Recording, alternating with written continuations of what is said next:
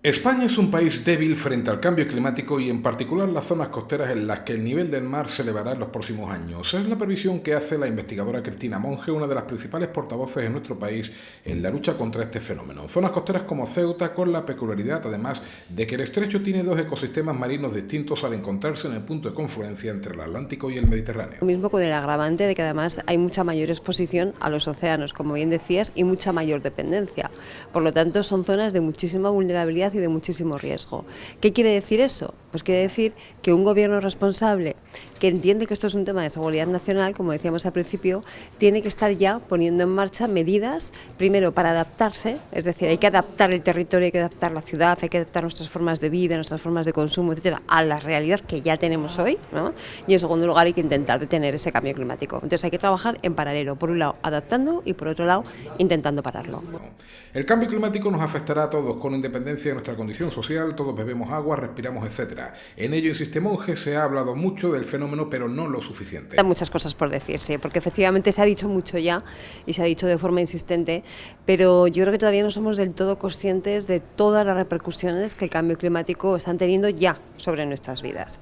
Fíjate que hace apenas unos años decíamos el cambio climático es una amenaza de futuro, ¿no? Hoy ya no podemos decir que sea una amenaza de futuro, o sea, sus problemas los vemos ya hoy en el día a día. Hay dos países en el punto de mira de la emisión de gases contaminantes. Por un lado, Estados Unidos. En los últimos meses del mandato de Barack Obama, la CIA comenzó a considerar el cambio climático como un problema de seguridad nacional. Dos palabras que suelen cambiar la mentalidad norteamericana casi en cualquier asunto. Vamos a ver, con la administración Obama efectivamente la sociedad estadounidense tuvo avances importantes en temas de la lucha contra el cambio climático y fíjate que es importante hablar de que es un tema de seguridad nacional porque de alguna forma viene a corroborar eso que comentábamos de que lo cambia todo, ¿no? Y de que es una amenaza a nuestras formas de vida.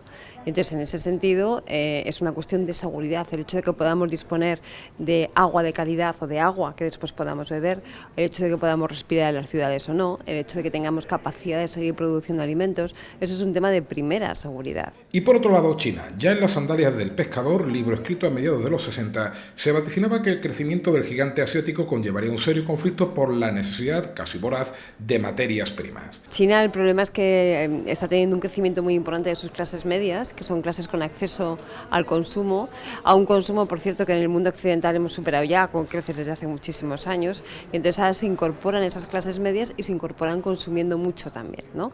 Entonces, realmente uno de los principales focos de insostenibilidad del planeta tiene que ver con qué está pasando demográficamente con todo el sureste asiático y con el conjunto del continente asiático en general, qué está pasando, cómo están evolucionando esas sociedades, cómo esas clases medias están creciendo y se están incorporando a esos ritmos de consumo. Ironías del destino. En el mismo día en el que se conocía que España volvía a elecciones, el Congreso votaba por unanimidad una moción por la emergencia climática. Cosa más, fíjate qué curioso que ayer que fue el día donde supimos que no iba a haber gobierno y que habría que ir a unas elecciones, ayer el Congreso de los Diputados aprobaba una declaración de emergencia climática.